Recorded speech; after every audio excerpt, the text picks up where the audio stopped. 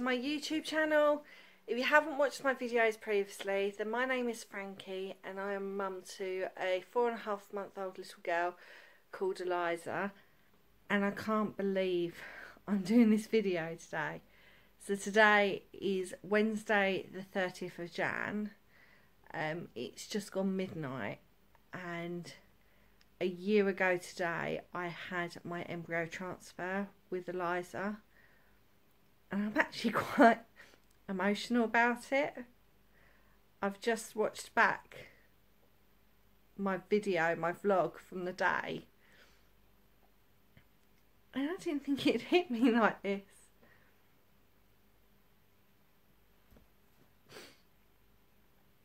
It's been a crazy year. So, if you haven't watched my videos previously, I had a frozen embryo transfer with Eliza January 2018, which ended in a successful pregnancy, so I was extremely lucky. Did have a very challenging pregnancy, and if you go back on my previous videos you'll see that I had to have the cervical stitch. But today's video is about the IVF and me reflecting on my crazy IVF journey and where we're at now. So I didn't think I would get that upset watching the videos. I've always been quite strong-minded with the IVF, and I watched that video today and I can't believe how I held it together all that time. And I don't know whether I've held it all together and now it seems a bit silly, doesn't it, that I'm getting upset because I've got my little girl. But I look back at those videos and I'm sort of saying to you guys, yeah, no, I'm really happy and I've got a positive feeling, but I was so shit scared back then about whether it'd work, whether I'd have to go through it again. I had a miscarriage in July 2017, so and that was through IVF. And when I look back on that video with Eliza, when I had my transfer with Eliza, I think I was really scared of history repeating itself. And yeah, this video should be a positive one, but it's an emotional one. So anyway, for those of you that haven't been to my channel before, let's go back to the beginning. So I did IVF for about 2 years before Eliza came along. We had a fresh cycle, which was a freeze all. I was at a high risk of overstimulating, and I did overstimulate, but there was no complications, fortunately. But they did decide at the time to freeze all. My first frozen embryo transfer was in July, as I said to you, which sadly ended, it wasn't in July, sorry, it was in June, and it sadly ended in miscarriage in July. And then I was fortunate enough to go again. We still had embryos, and I tried again in October and November time, and I took the decision to cancel the transfer because I really didn't feel well on the medication. And I was so upset at the time, but I kept going and going, and I knew that my cycle for my frozen cycle should have really been about 30 days, and I was sort of creeping into the 45-50 days time. And they were still tweaking with the medication, and I just knew I didn't feel well, and I knew that it wasn't right. And I thought, although we had a number of embryos, I didn't want to waste my best quality embryo on a cycle where I felt uncomfortable on the medication. So I agreed with the doctors to cancel. And then I started again on a different dose of medication in December 17, and had the embryo transfer in January 18. So we were very fortunate with Eliza, and she was a strong embryo. She was a 5 AA, 5 being that she was on day 5, and the AA being the top grading. So her cells had completely split and were splitting evenly, and there was no sort of, how can you explain? There was no abnormalities in the splitting of her cells. Everything was equal. And I think she was, from what I recall, I'm only going by memory on this, I may be wrong, but I think she was our final 5 AA embryo. And I think the next one we have is a 5 AB. Our first 5 A was used in our previous cycle. So we have got really good quality embryos. And yes, she was a little fighter throughout the whole pregnancy. So, but I was looking back at the video today, and I will link it in the description box down below. So if you haven't, watched my videos before, if you've just come across my channel, it will be in the box below for you to see. But I was talking to you about the comparison on the day to how it was when I'd had the previous transfer, and I was explaining that I got the phone call to say Eliza had thawed at 100%, and my previous embryo had thawed at 80%, and I had a really, that really did give me good positive feeling on the day, because I think anything over 50%, they will always transfer back into you. So if your embryo thawed and only 60% of it had thawed completely without any signs of damage, then they would insert that embryo back into you. Because obviously the cells are continuously growing, they don't actually categorise the 50% as anything worrying, because obviously those cells will regenerate so quickly. So yeah, they're looking for anything over 50% basically. So the fact that she was almost as if she hadn't even been frozen because she thawed at 100% was a good sign. And yeah, I do look back though, and I mean, obviously we've had a positive outcome, but I was really stressed at the time. I didn't time the cycle great because Jake was abroad. We'd sent him for a late Christmas present to go and see his family in Greece. So he wasn't actually present for the embryo transfer, or here even when I did the pregnancy test. So I probably was a little bit anxious being at home on my own. I had a lot of stress going on at work. And obviously that can't be helped, but I know that was really making me anxious. And I can see it in my face when I'm watching the video. And I was just generally stressed about the transfer as well, because I'd lost the previous baby. So I would definitely, if I could go back in time, although we've had a positive outcome, I would say don't stress. Just you've done all you can, let nature take its course from now on. So, but yeah, I've jotted some notes. I keep sort of flickering. And I thought what I would do is probably let you guys know my top 5 things that I would suggest to anybody that is going through an embryo transfer. Should it be a fresh or a frozen? I don't think too much is dissimilar, apart from the fact of the state of the embryo on the morning. And of course the medication that you're on. So where you will get a phone call to say your embryo's thawed at X% on the morning of your transfer, you wouldn't necessarily get that on your fresh cycle. So you wouldn't be looking for that phone call because they've never frozen your embryo. And then there'd be things as I think the medication slows down on a fresh cycle before transfer, where you sort of pump yourself up with more medication when you're on frozen.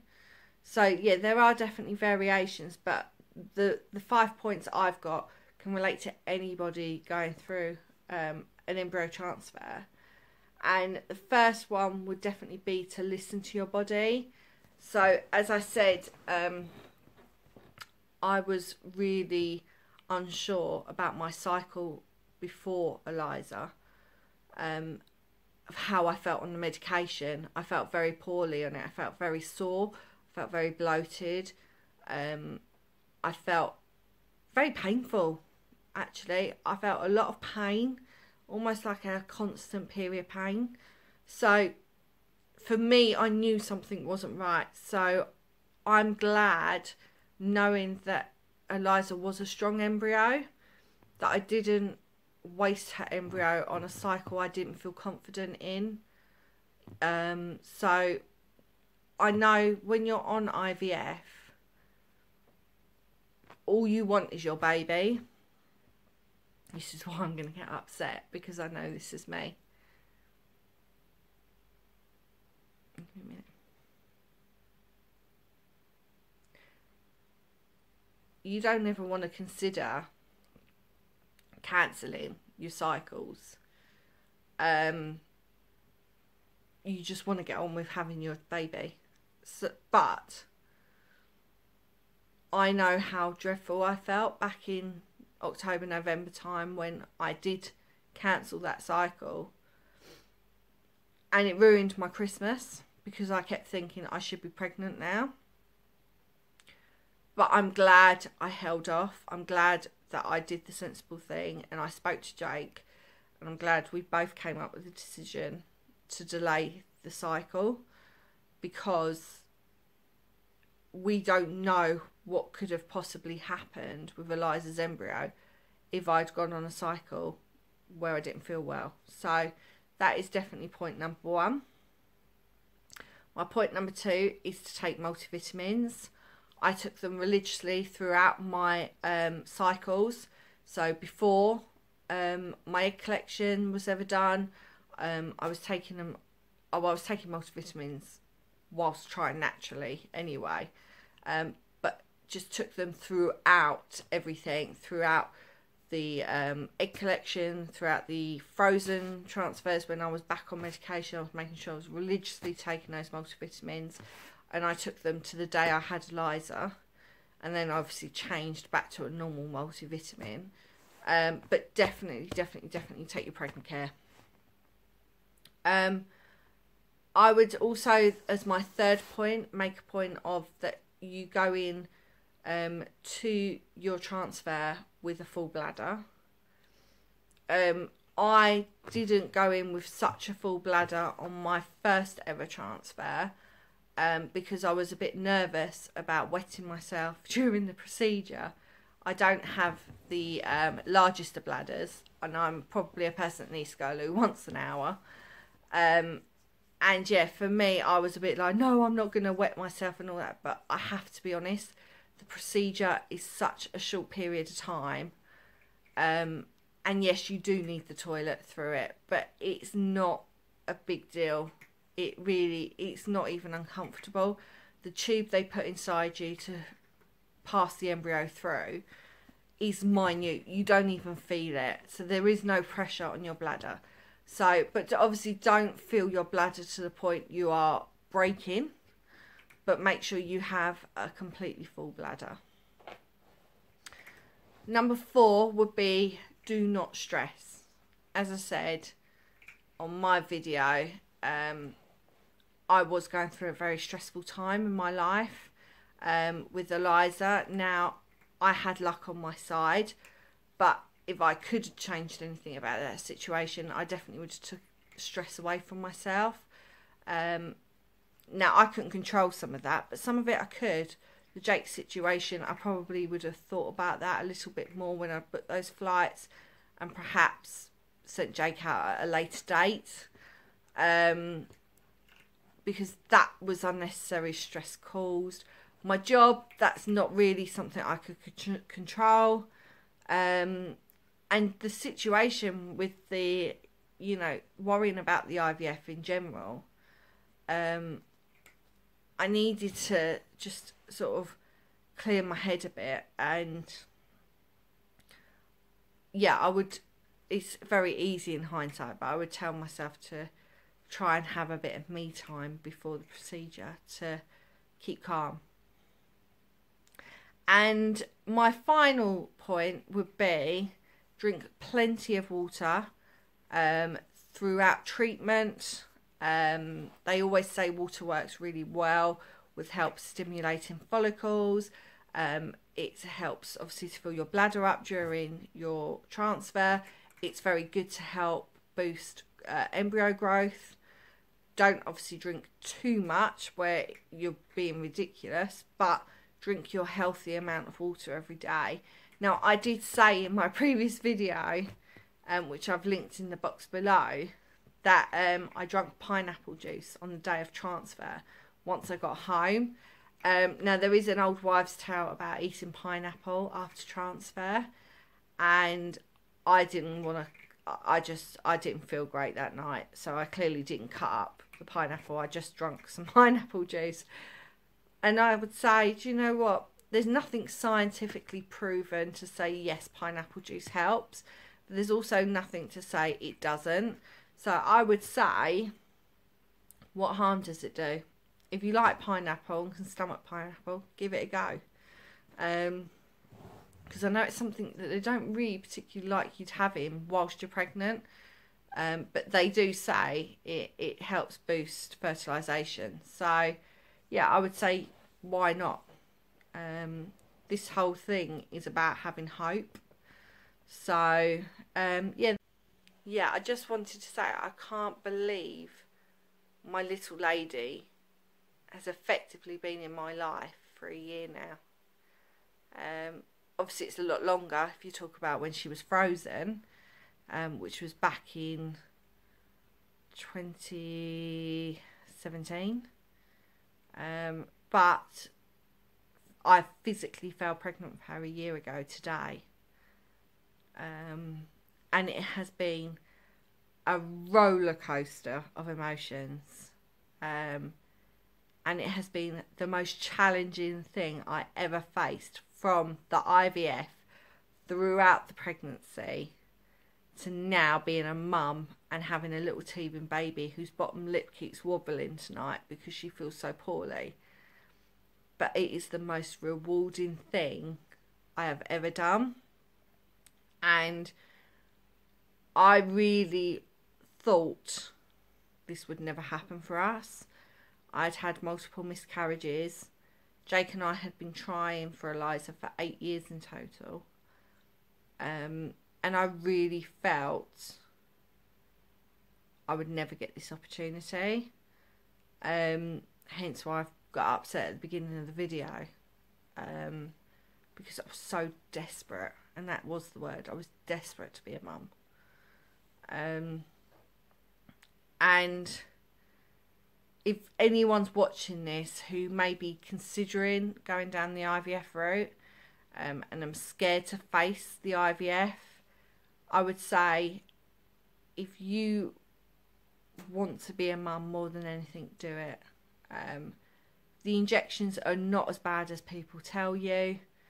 You know, it's the same thing. You hear the horror stories when you're pregnant. People tell you, oh, labour's the worst thing in the world and all that. And you get the real horror stories.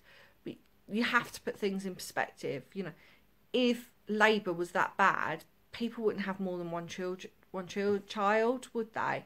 They wouldn't, you know, we wouldn't move on to next generations if it was that bad. And that's not saying that labour is a piece of cake. But our bodies are built for this, and our bodies are built to cope with the IVF. And yes, you will be a bit uncomfortable at times, but then you just have to keep focused on that reward at the end. And I know that there are some families out there who go through years of IVF and sadly not get the outcome that they wanted. And for me, that just upsets me so much to think about that, because it's just not fair. It's just not fair. This should be something that works for everyone that tries. And yeah, it was the hardest thing to do, but I'm glad I've done it. And it for me, it's molded me as a person. And it's made me appreciate everything, and made me really appreciate every little tiny detail of Eliza. And yeah, and if I'm only lucky enough to do this once, then I am the luckiest woman in the world. And yeah, that's my story. So, and hopefully one day my little 5AA frozen embryo, Miss Eliza Sophia, she will watch this and know how much her mummy and daddy wanted her so badly. And I would do it 100 times over if I knew that I would get her little smiley face at the end of it. So that's it, guys. So 1 year, hey?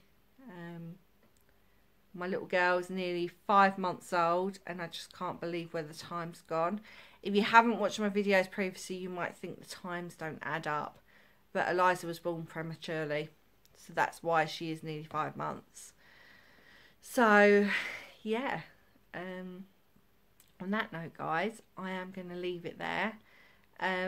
Thank you so much for watching, and I really do want to say, you viewers out there know who you are that supported me through it.